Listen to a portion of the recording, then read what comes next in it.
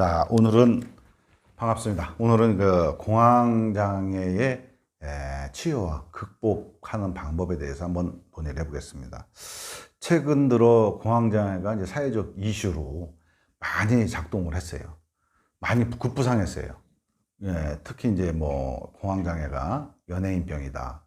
또 이래가지고 연예인들이 많이 공황장애에 대한 커밍아웃을 했기 때문에 많이들이 이제 공황장애에 대한 인식들이 있어요.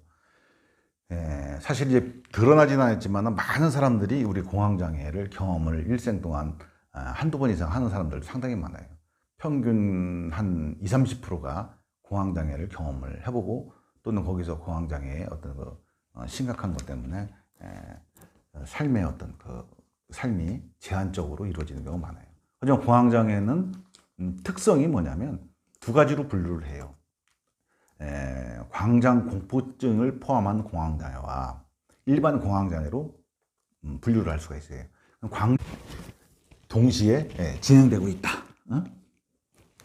이렇게 됐어요. 그건 이제 진행되고 있다. 그렇게 나오죠. 그러니까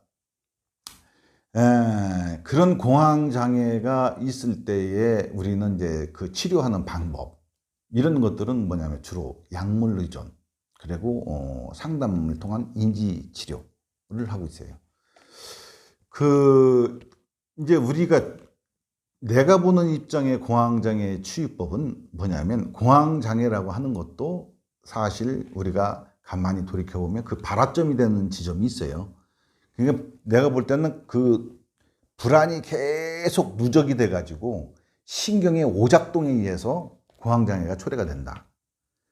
또 다른 말을 뒤집어서 얘기하면 계속 누적된 신경의 압박이 누적됐던 것들이 어떻게 되냐면 어떤 사건과 조건이 없는 상태에서도 촉발되는 것이 뭐냐면 신경계의 과도한 스트레스를 해소하는 방식의 정신적, 육체적 하나의 기전으로 작동하는 것이 공황장애다.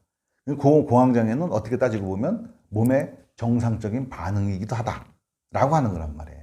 하지만 그 정상적인 반응이기도 하지만 내가 결국은 당하는 당사자는 괴롭고 힘들단 말이에요. 이렇게 생각하시면 돼요. 공황장애는 사람들이 뭐 어떻게 해봐라, 그때 당시에 어떻게 해라, 호흡을 하라, 뭐 하라. 절대 그런 것들 다 믿기지가 않아요. 공황장애에 딱 빠지게 되면 믿기지가 않아. 그래서 뭐로 표현하면 가장 쉽냐면 자동차 급발진에 해당되는 거예요. 통제 불능 상태.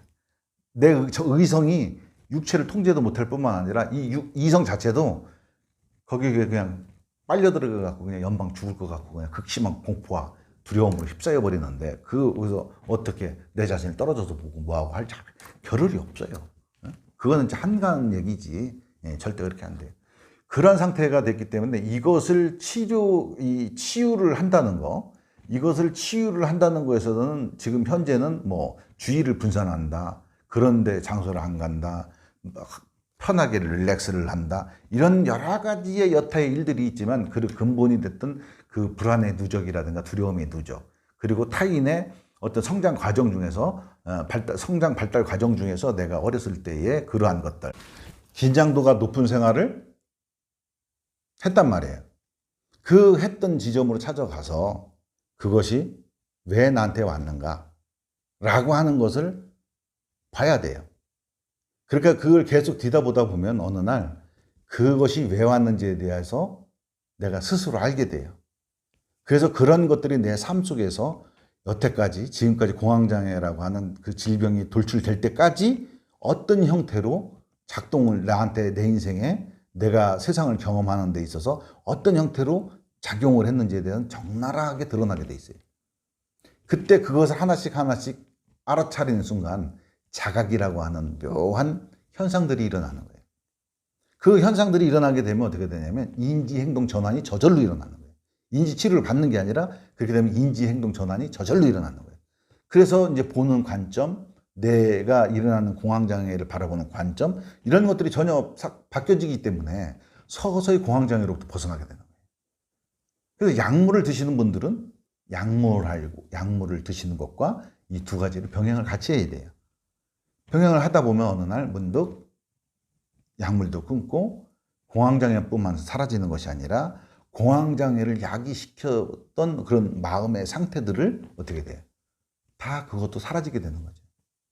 그래서 비로소 공황장애뿐만 아니라 자기가 정신적인 문제, 이 공황장애 특색이 뭐냐면 아주 그 육체적인 증상을 동반한다는 거거든요. 육체적인 상황을 동반하는 건데 그런 것도 다 사라지게 되는 거죠. 그래서 공황장애라고 하는 것은 마지막으로 정리를 하자면 너무 어떤 조건과 상황이 아닌 상태에서 갑자기 불시에 예고도 없이 찾아와서 예측 불가능한 상태에서 찾아와서 나가 연방 죽을 것 같은 극심한 고통과 두려움에 빠지게 되는 거예요. 그리고 동반하는 신체적 증상들, 심기항진이라든가 과호흡이라든가 손발 떨림이라든가 신체의 이상 감각이라든가 이런 것들을 촉발시키게 되는 거예요. 그래서 그것을 한번 겪고 나면 가만히 있으면 한두 시간 지나면 또 원상태로 돌아와요. 그것 때문에 뭐 죽는 경우는 거의 없어요. 돌아와요. 돌아오는데 단지 내가 죽을 것만 같은 생각이 들 뿐이죠. 그렇게 되고 그렇게 했을 때 한두 시간 정도나 30분, 1시간만 지나면 원상태로 돌아옵니다. 돌아오는데 남는 후유증이 있어요. 뭐 바로 내가 다시 한번 그런 걸 경험하게 된 두려움이 있어요. 그러다 보니까 행동 반경이 작아지고 소극적이 되고 우울증이 동반이 되고 이런 경우들이 굉장히 많아요. 그리고 자신이 왜 그렇게 통제가 안 되는 부분에 대해서 자신에 대한 미움과 어떻게 되면 자괴감 이런 것들이 들게 돼요. 그래서 이게 완전하게 치유되시는 분들도 계시지만 혼자 치유하기가 굉장히 힘들어요.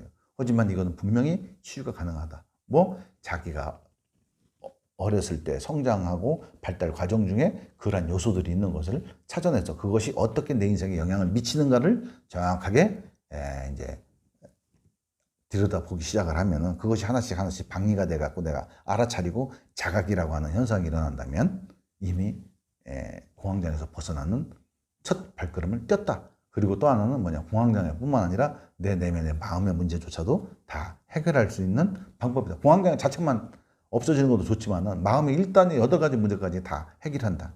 그래서 자각만이 인지 전환에 가장 효과적인, 자각은 누가 알려줘서 하는 게 아닙니다. 스스로 하는 겁니다. 그 자각만이 아주 묘약이다. 공황장애 치유, 그리고 정신적 장애의 치유, 행동 습관의 인지 장애의 치유, 습관의 전환, 이런 것은 바로 자각만이 가장 큰 묘약이 아닌가 이렇게 생각을 합니다. 공황장애는 치유가 됩니다. 치유가 되고 많은 치유 사례도 있고요. 본인의 모든 치유와 자기 삶의 가장 주인공은 뭐냐면 자기의 의지예요. 의지가 상실돼 버리면 그 어떤 것도 할 수가 없어요.